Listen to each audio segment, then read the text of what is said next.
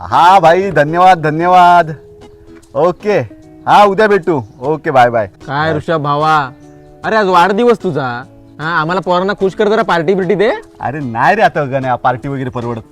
कायम रडत असतात पण काय मिळाल्या. अरे मग काय, अरे साल्या 60,000चा एवढा महागातला फोन घेतला, तुला पार्टी नाही देता येत आम्हाला? अरे 60,000चा मान्य आहे, पण मी फक्त 121 रुपयात फोन घेतलाय. काय बोलतोस? मग कुठे रे?